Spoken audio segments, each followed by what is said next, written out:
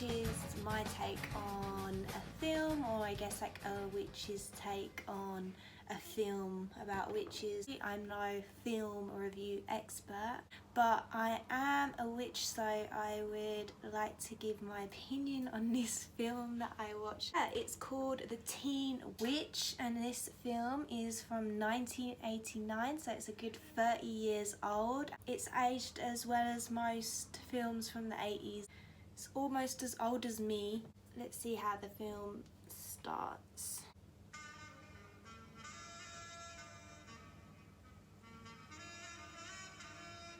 The film starts with a really slow beginning here. We've got some kind of jazzy 80s music coming in with slow-mo woman. He looks like a complete adult woman, and I'm thinking this is meant to be the teen witch on top of looks to be a high-rise building at night time. He looks to be almost losing her shawl. And you can see at the same time that there are these male footsteps approaching her.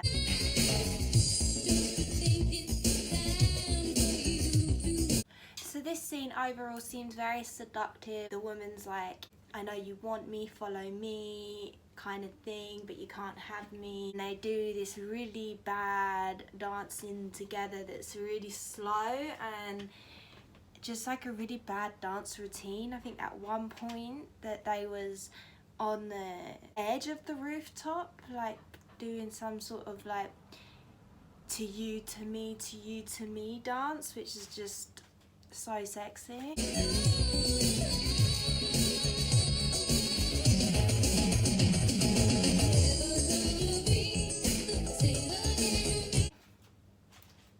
So that went on for what felt like forever, but I think it was only like a minute and a half, but it felt like a lot longer.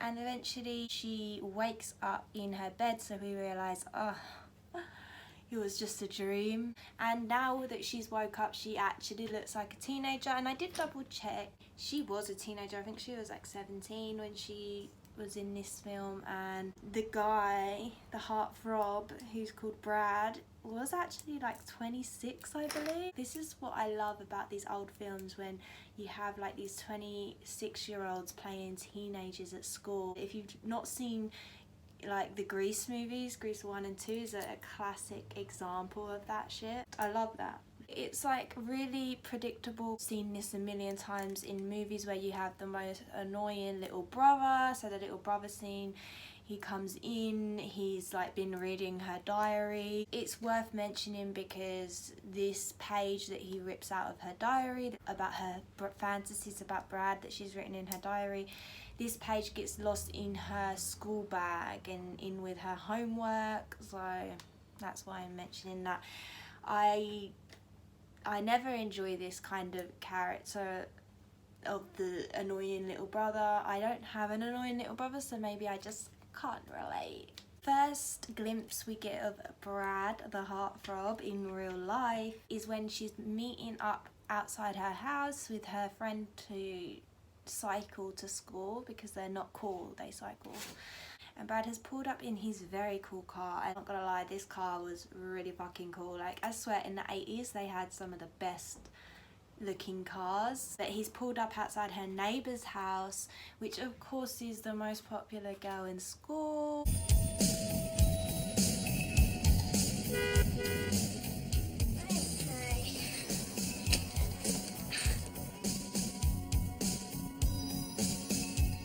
So of course Brad is the coolest guy in school, and he's dating the coolest, most popular girl in school, and this is who she's been dreaming about and she's got her huge crush on, of course. Okay, the next scene that I wanted to mention was when they arrive at school, and yes, this is when I realised I'm not just watching a witchy film from the 80s, I'm watching a witchy film from the 80s that's also a rap musical.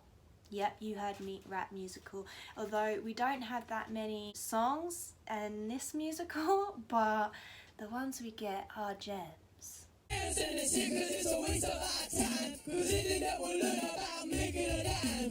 the heck, we know that we are no fools, 'cause we're getting stuck with the high school blues. And the rap musicals are always performed by these free hip kids, you know, like that classic musical theatre kids. I went to a musical theatre school. I was in dramatic theatres, but there was the musical theatre guys, and they've got their whole own thing going on, those musical theatre kids. And this is what these hip hop kids reminded me of my school. Yeah, they used to drive me absolutely crazy, but I kind of appreciated these 80s hip rocking kids, you know. Obviously come with amazing matching dance moves. So these three guys, they're not even like the cool kids, these hip boppers, but they're cooler than our main character, who by the way is called Louise. I forgot to mention. Then we meet her really weird teacher who seems to really zone in on our girl Louise here, and he decides to sort of rip her in the middle of class. And then we went on to the scene where this diary page that her brother was reading earlier got lost in her homework that gets handed in the front, and the teacher decides that it's a good idea to read this out to the whole class and basically expose Louise for her love for Brad, which was really awkward, as you can imagine. And I don't know how many times we've seen this sort of thing in these high school movies before. A lot. And I think she ran out from class and was very embarrassed about that. But to be honest, no one really gave her a hard time about it.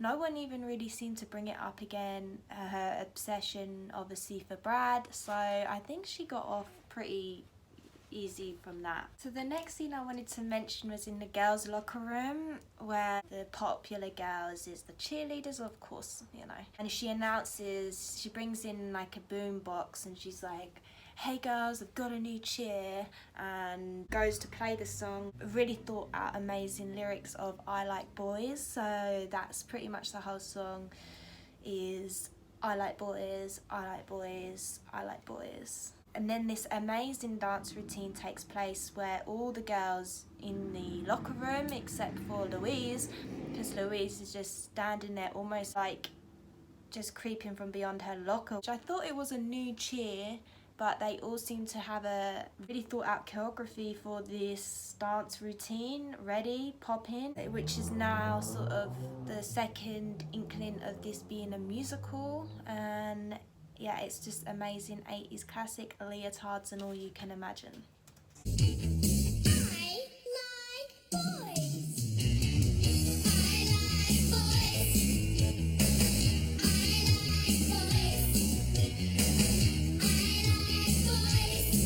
So there's definitely no doubt in this case that the girls at this school like boys.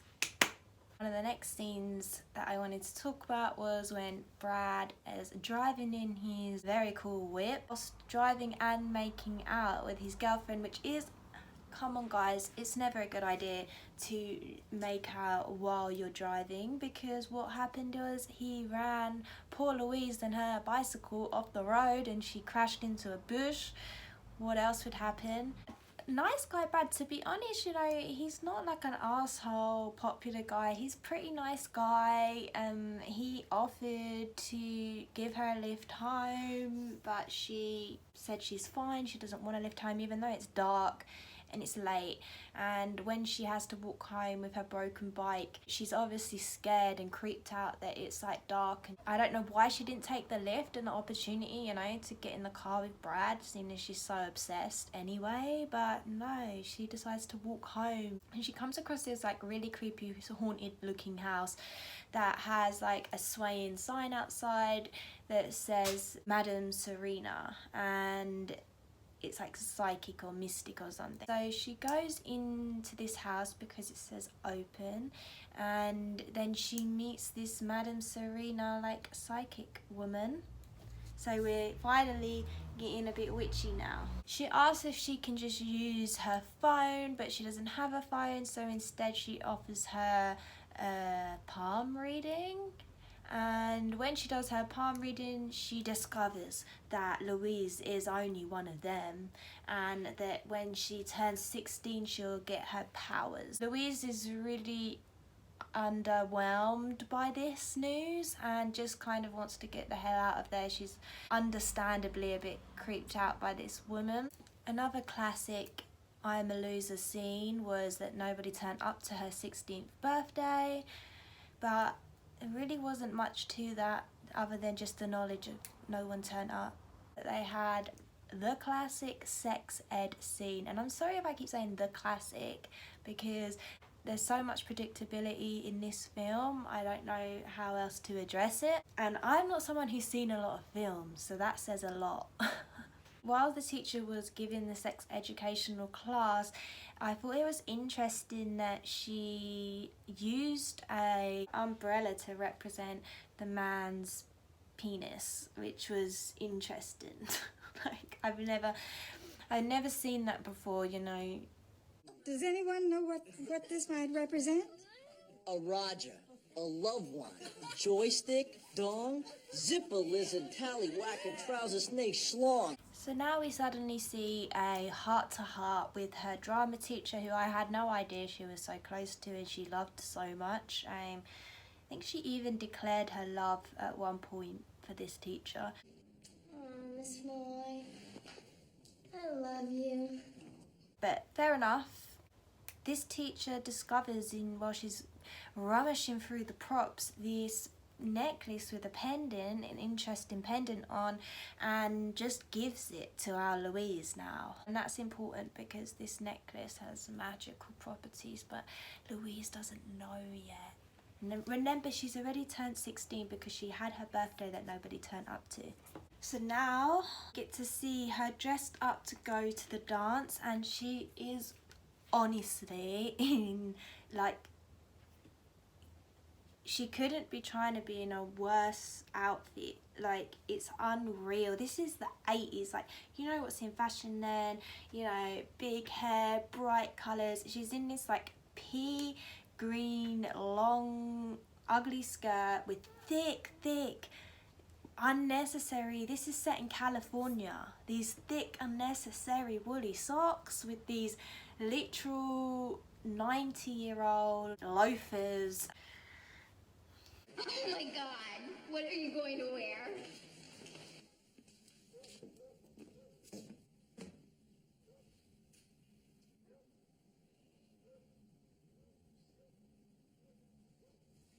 Yeah, they're really going over the top here with the trying to make this poor girl look horrific. And this is what she's wearing to the dance. Like, I thought her average school day outfit was bad enough, but they just took it to the next level for the dance. So yeah, she did have a little moan to her dad about her outfit before she went, like, because I feel like her mum tries to make her dress like this apparently. She's saying the kind of clothes she wished she could wear, which then I'll go to the next scene. So she is going to the dance with this other super geeky guy. Oh, I guess it's kind of necessary. It's the cousin of Brad's girlfriend, and she was set up by Brad's girlfriend to go with her really over the top geeky cousin who picks her up for the dance. So when she gets to the dance, she goes to the bathroom and she's got a bag full of actually cool clothes and makeup and everything, and she gives herself a full-on makeover to be 80s fantastic baby, looking way cooler.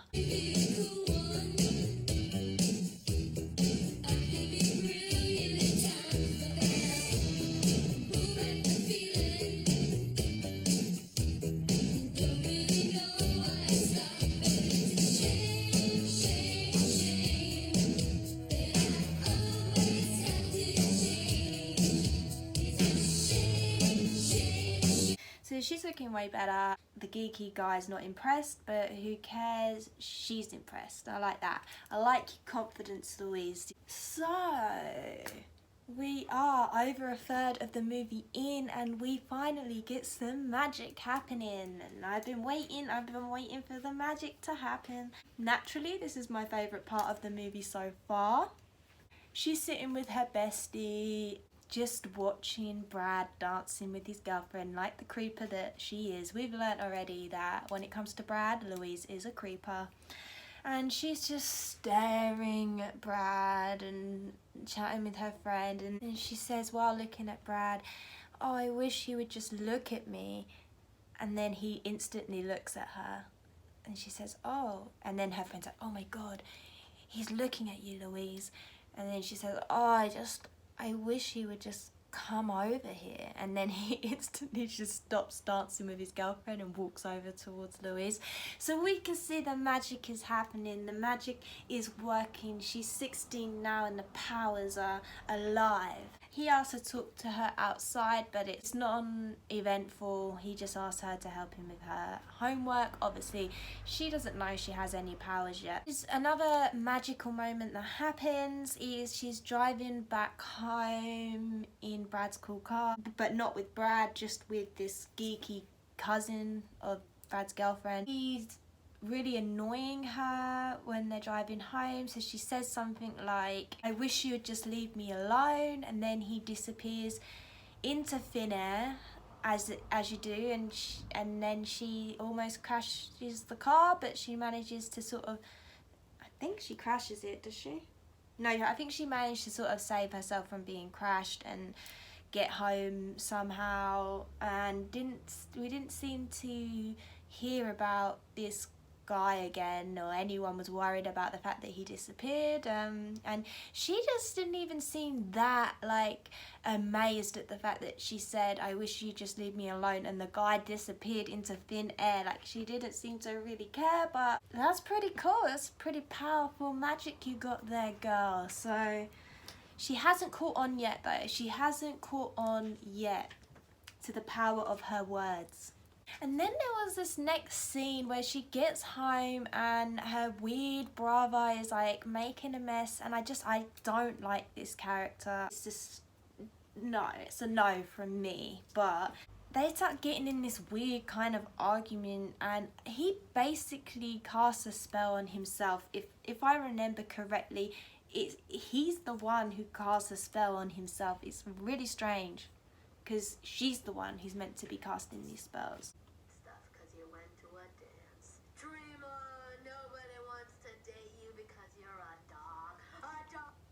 Yeah, like, I just watched the scene back to double check, but he literally said, "Nobody wants to date you at the dance because you're a dog, you're a dog, you're a dog." And then he turns into a dog. So it really seems like he cast the spell here, but somehow we're supposed to think that she cast a spell on him and she's turned him into a dog.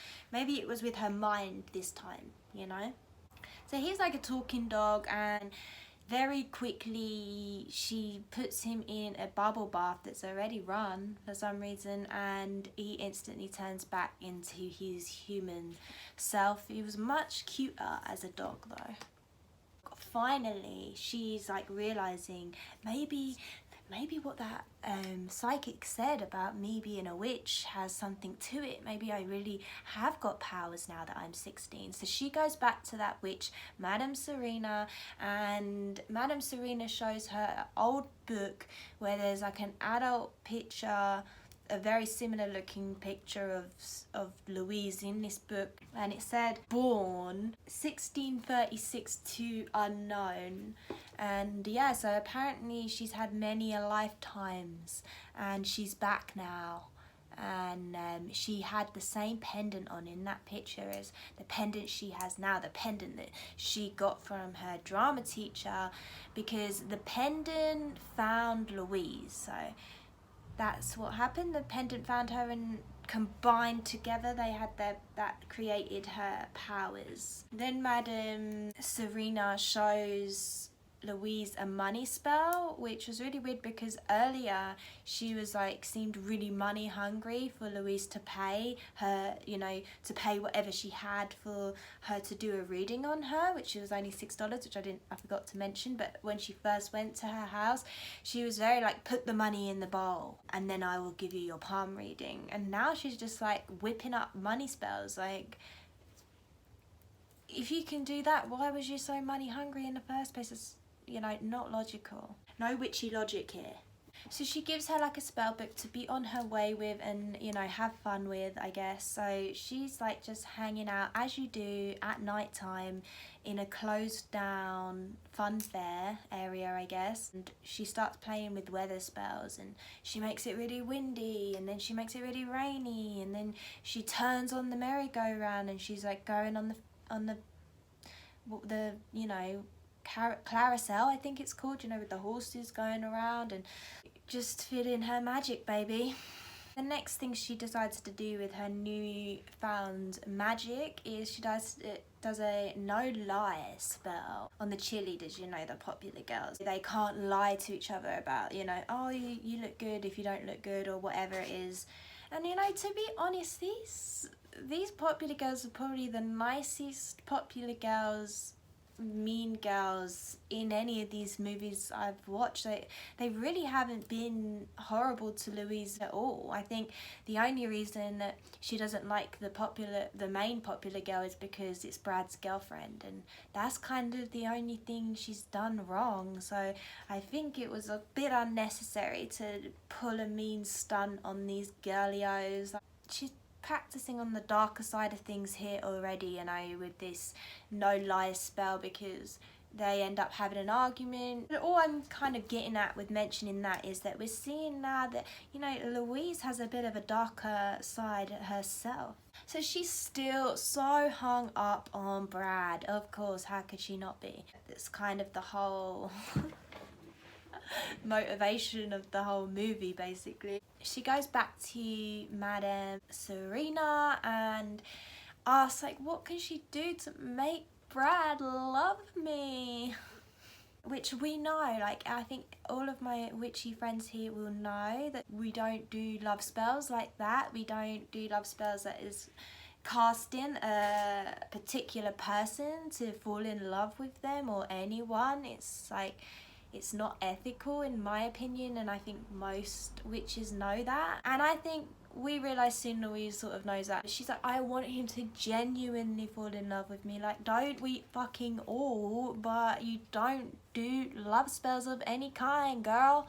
But to my surprise, this experienced witch, Madame Serena, says, yeah, you can do a love spell. You can make him your love slave. And she must have said love slave like 3 or 4 times, which is quite disturbing because, you know, this is a PG film, and it's pretty unnecessary to be casting love slave spells now. Can I, you know, make him love me? Are you kidding? Love you? With me being your coach, he's gonna become your love slave. So she sends Louise off with her little love slave spell, where she can cast this spell on Brad and make him her love slave. So she sets up her room ready to cast this love slave spell on Brad, and he's coming over because, remember, earlier at the dance he asked her to help him with her homework, and now is the moment she can cast this love slave spell. Anyway, she goes to cast the spell, but she has a change of heart. Like, obviously she realizes this isn't ethical, this isn't right, I can't make this guy my love slave. He's his own person with his own mind, and he can make his own decisions of what he wants and who he wants to fall in love with. So yeah, good one, Louise. Well done for not casting that love slave spell. So she stopped herself just before she was about to, and then pulled the chairs out of the cupboard that were stacked up in the cupboard, because she has that many chairs in her room, and, you know, then they studied on the chairs. So now she turns her attention to that evil teacher of hers. This is where I agree with the evil magic, I guess. Like, she does some revenge work on her teacher, which, I'm sorry, but he kind of deserved it. He really kind of ratted Louise out unnecessary, even though nobody seemed to really tease her for it. Yeah, they laughed in the moment, but it really didn't seem to affect her on the long run. Like I said, these bullies or the mean people or the popular people really weren't that mean or that bullyish in this film at all. So that's just that. She gets revenge by making this voodoo doll that's massive. Like, I'm not being funny, but if you're going to make a voodoo doll that you need to take with you in order, like, for it to work in the moment, which she does, why would it be like this big, like a full-on teddy bear size? You would have like a little handheld voodoo doll, wouldn't you? Because it would look less weird. But luckily, nobody seems to notice that she's walking around with this like voodoo doll who's dressed up as her teacher, and then she continues to undress the voodoo doll in class, which makes the teacher undress in class. And yeah, he probably lost his job because, you know, you're undressing in front of a load of minors, and that's like fucking wrong. But she didn't seem to cast the spell off of the voodoo doll after that, and she just discarded of this when she got home, and her brother got hold of it. He then chucked it down the stairs, so then the teacher got chucked down the stairs, and then the mum saw how dirty it got, put it in the washing machine, and then he like walks through the car wash, and it's just meant to be really funny, but it's not funny. So that was the voodoo magic part of the film for ya. So another scene where she's using her magic to help out her friends was she was riding home on her bicycle with her bestie, who she just found out has a huge crush on, one of those rapping, dancing musical theatre guys, and they happened to pass them just in the same moment outside their car, rapping and dancing along to the boombox. How funky he is.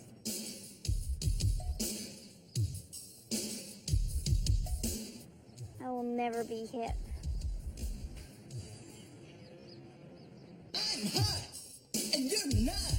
But if you want to hang with me, I'll give it one shot. She basically like cast a little spell and changed the song so that it's now got a woman part in the song, so that Anne gives the friend the courage to go over and join in and do a little duet. And I'm not gonna lie, like, they could have put a lot more rap dance routines and sing-alongs in this, and I wouldn't have complained. It really did, you know, just add that extra bit of flavour to this film for me.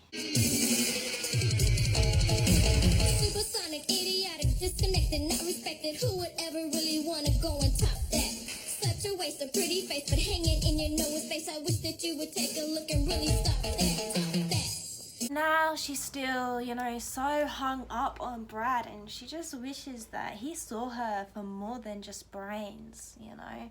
She wants him to see her as something else. She asked Madame Serena, who else, to help her with a most popular girl in school spell. So instead of a love slave spell, now she wants to be the most popular girl in school, because I forgot to say that when she asked Brad what does he like so much about his girlfriend, what does he see in her, he said because she's the most popular girl in school. So she knows now for sure, if she's the most popular girl in school, she's got Brad in the bag, because he's that shallow. And somehow, knowing this, she doesn't care, because clearly Louise is fucking shallow too. So they cast this spell for her to be the most popular girl in school, and now she's popular and she looks different, and she did the classic thing which we see in all of these types of movies again. So predictable, but as she would normally cycle to school with her bestie, she's too cool for that now, because Brad's girlfriend said, "Hey girl," after seeing how cool she looks, "come ride with us to school." And she's like, "Hell yeah, I'll ride in with you guys and be the third wheel before I slide in and actually steal your boyfriend from you." See, another example of how not very mean the mean girl Brad's girlfriend is. Like, she's even invited her to come and get a ride with them, because, you know, she fits the look. Okay, she's shallow, but she's really not that mean. So yeah, she hooks a ride and just like ditches her friend. Didn't even explain to her friend like, oh, like I'm gonna go get a ride with them, sorry, I won't be riding with you. Yeah, total bitch move. Like that always happens, right? They always just like ditch their geeky best friends when they become cool in these sort of movies.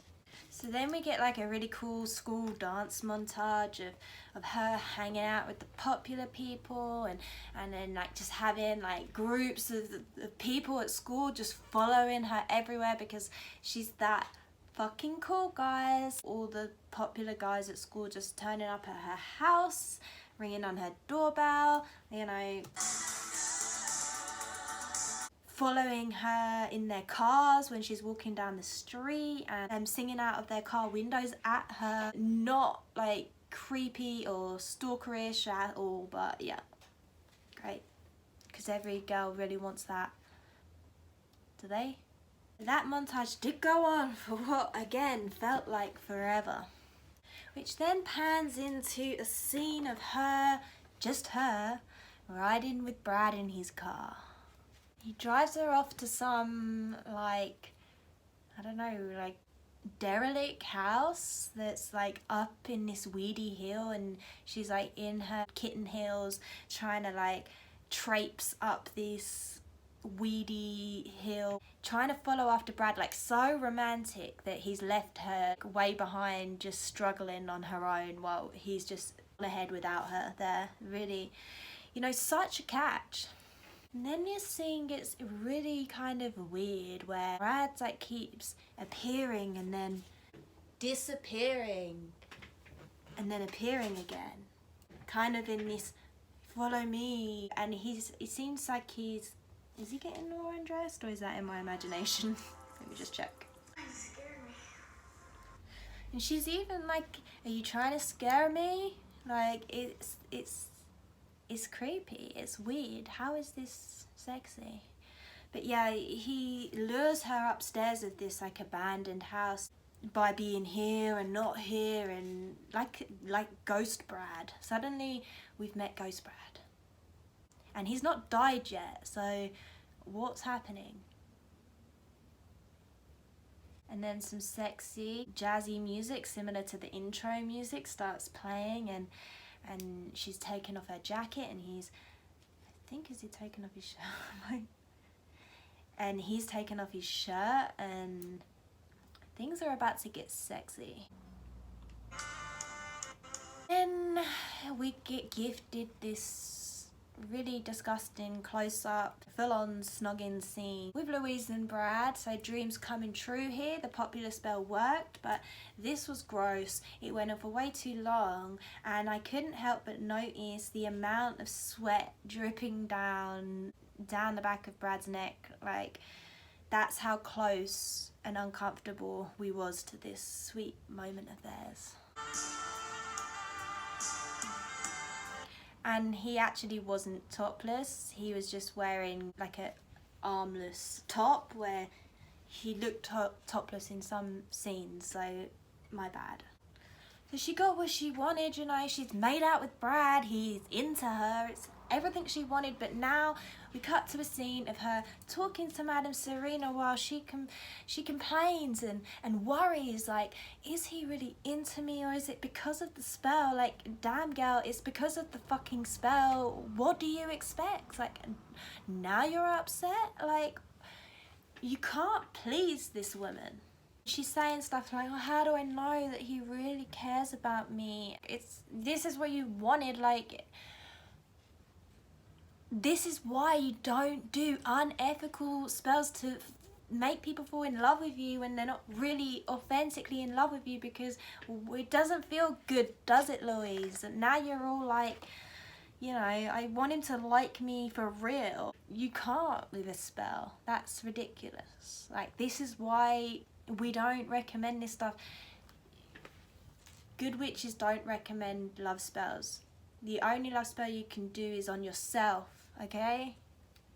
Otherwise you're just gonna feel all shitty about it. The next scene is that she's walking through school again, and there's this random voices coming from I guess the students around her, but it's obviously been put in like posts. They're saying things like, "Hey Louise," and "I love her hair," and "I wish I was like Louise," and "I wish I was Louise." Okay, so this is a really strong spell, clearly. Where she seems really fed up now. She's fed up of being popular. Like, look, it's just not helping her out anymore, it seems, and she just don't trust, like, are these feelings from Brad true feelings? No, they're not true feelings, Louise. Like, your hunch is right there. But yeah, she's getting a bit fed up, and there's a crowd of people who seems like mostly adults. Like, I don't even think it looks all like kids from the school, but they're outside of on her front lawn holding banners, like Louise banners, and they're chanting Louise.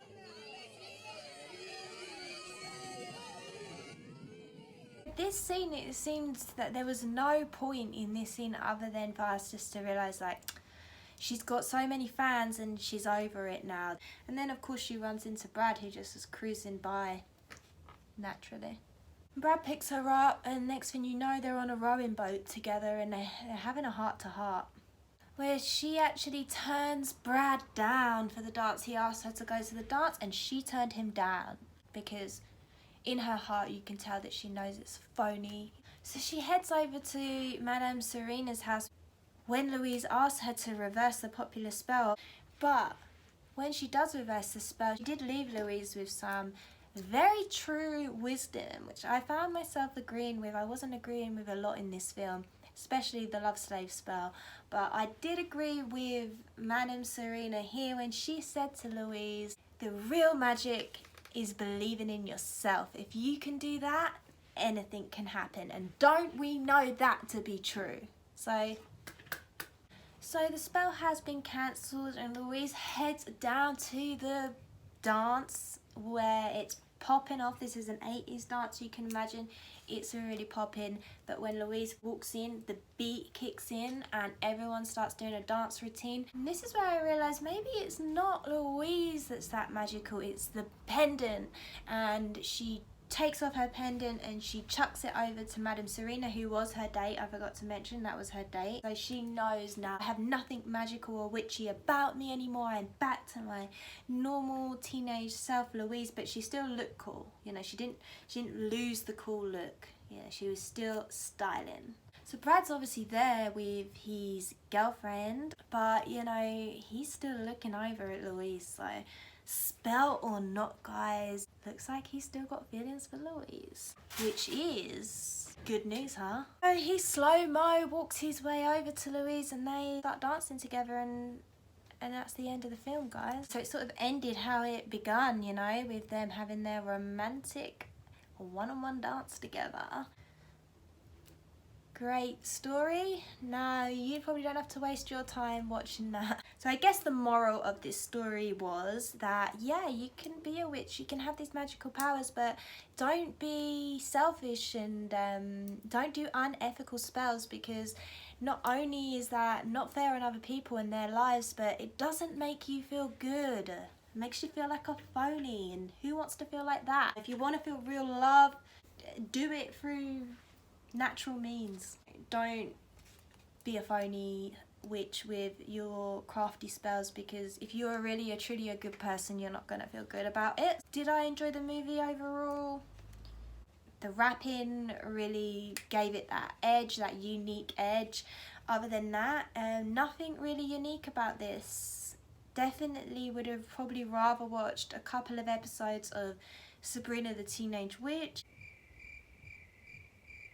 And I don't have much else to say about that, but I thought I would share it with you, so that if you did see that gem up on Netflix and you wondered what it's about, there you are. Thank you for watching this. I hope you enjoyed. Please let me know, and I will see you next time. Thanks for watching, guys. Bye.